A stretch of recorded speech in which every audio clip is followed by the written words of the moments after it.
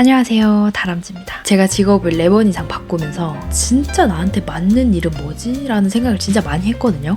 그래서 제가 오늘은 어떤 식으로 진로 고민을 했고 어떤 식으로 진로를 정해왔는지에 대한 이야기를 한번 해보려고 해요. 제가 이 얘기를 왜 꺼내냐면 제가 얼마 전에 치앙마이를 갔다 왔거든요. 그때 만난 저보다 1살 어린 동생이 원래는 필라테스 강사인데 3월부터는 간호대를 진학하려고 한다. 근데 내가 이게 진짜 맞는 일인지, 간호대를 가는 게 정말 올바른 선택인지, 간호대를 안 간다면 앞으로의 미래는 어떻게 해야 되는지에 대한 이야기를 나눴었어요. 근데 제가 올해 들어서 빼박 20대 후반인데 나만 진로 고민을 하는 게 아니었구나. 다들 이 시기에는 이런 진로 고민에 대한 생각을 엄청나게 하는구나 라는 생각이 들면서 좀 위로 아닌 위로를 받았어요. 그래서 여러분들과도 이런 얘기를 하면서 저와 같은 20, 30대 친구이자 인생 동료들끼리 위로도 하면서 같이 진로 고민을 하는 시간을 가지면 좋을 것 같아서 이렇게 카메라를 켰습니다. 그럼 이제 진짜 시작해보도록 할게요. 첫 번째로는 제가 뭘 했냐면 우선순위를 정했어요. 예시를 들어보자면 1번은 돈, 2번은 명예, 그리고 3번이 일하는 환경, 그리고 4번이 어떤 걸 배울 수 있는지에 대한 열망, 배움의 열망, 그리고 5번째가 사람들을 만날 수 있는 환경, 인간관계라고 하죠. 항목을 뒀을 때 내가 가장 중요하게 생각하는 거는 1번이 일하는 환경이었고 2번이 돈이었어요. 일하는 환경을 먼저 살펴보면 저는 9to6로 일을 하는 게 저한테는 업무 효율이 엄청 떨어지는 일이거든요. 똑같이 8시간의 일을 하더라도 9시에서 6시까지 일하는 것보다 12시에서 8시까지 일하는 게 훨씬 업무 효율이 올라가고, 업무 효율이 올라가게 되면 같은 일을 해도 더 빨리 일을 끝낼 수 있기 때문에 그 시간만큼 더 새로운 일을 시도하거나 더 양질의 일을 해낼 수 있는 거죠. 그리고 두 번째로는 돈이었어요.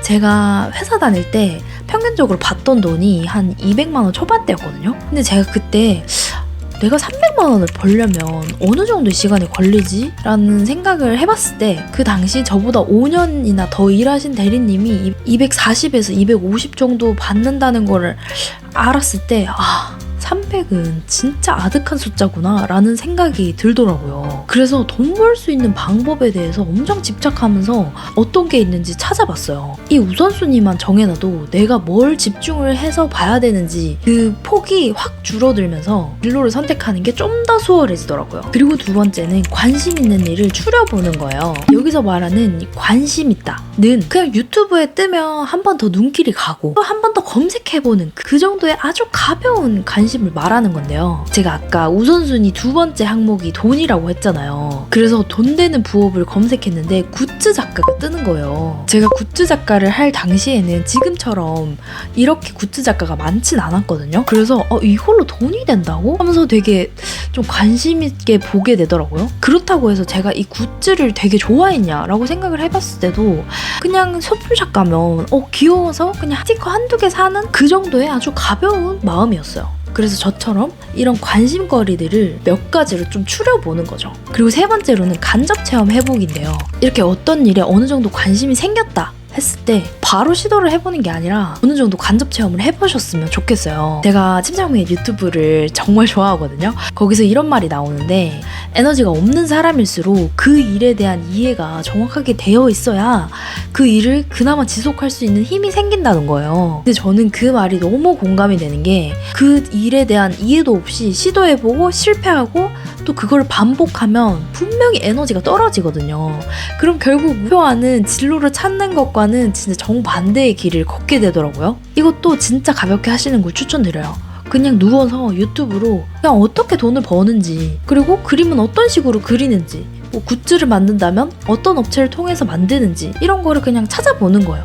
거기서 조금 더 나아가면 그거에 관련된 강의가 있는지 아니면 클래스가 있는지 이런 식으로 하나씩 그냥 찾아보는 거죠. 그러면서 이거 내가 해봐도 괜찮겠는데 싶으면 그때 해보셔도 전혀 늦지 않습니다. 저는 그때 한참 찾아보다가 내가 어느 정도 그림도 그릴 줄 아니까 이거 한번 해봐야겠다 라는 생각이 들어서 아주 작은 단위부터 시도를 해보기 시작했어요. 돈이 안 드는 인스타에 올려보고 그 다음에는 한 장 만드는데 1,000원, 2,000원인 뭐 엽서를 만들어서 팔아보고 그 다음은 스티커를 팔아보고 이런 식으로 조금씩 그 영역을 넓혀갔어요. 그리고 마지막 네 번째입니다. 사실 이게 가장 중요해요. 반복해서 실패하기입니다.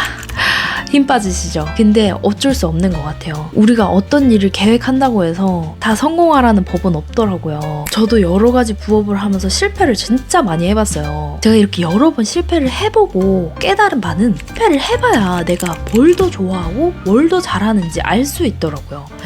그리고 정말 신기한 게 그렇게 실패한 조각들이 모여서 하나의 모양을 만들기도 해요. 저만 봐도 이렇게 부업했던 썰을 풀면서 영상을 만들기도 하고 제가 여러 물건을 팔아보면서 상세 페이지를 정말 많이 만들었거든요. 그때 상세 페이지를 만든 경험으로 지금은 상세 페이지를 만들어드리는 일을 하고 있어요. 그래서 이 실패의 조각들이 언젠가는 나에게 도움이 되는 날이 오더라고요. 그래서 저는 실패하는 게 사실 가장 중요한 경험인 것 같아요. 그리고 한 가지 더 강조해드리고 싶은 거는 내가 이렇게 뭔가 경험을 해보고 부업을 해봤던 그런 모든 것들을 좀 하시는 거를 추천드려요. 열심히 뭔가를 새롭게 도전할 때는 그 모든 기억이 선명해서 이걸 굳이 뭐 기록해야 되나 싶거든요. 근데 당장 한두 달만 지나도 자세한 거는 까먹게 되고 그것보다 더 시간이 지나면 정말 그거에 대한 느꼈던 감정이나 기억들이 다 사라져서 내가 분명히 이걸 경험했는데도 제대로 쓰질 못해요. 내가 어떤 일을 했는지, 결과는 어땠는지, 내가 어떤 시도를 해봤는지 뭐 손으로 일기를 쓰든 아니면 블로그로 기록을 남기든 꼭 기록을 해놓으시는 거를 추천드릴게요. 저도 아직 완벽하진 않지만 이런 경험들이 쌓여서 내가 뭘 잘하는지 뭘 좋아하는지를 알고 그 방향대로 계속 진로를 나아가고 있어요. 여러분들도 관심 있는 일이나 분야가 있으시면 댓글로 남겨주시고요.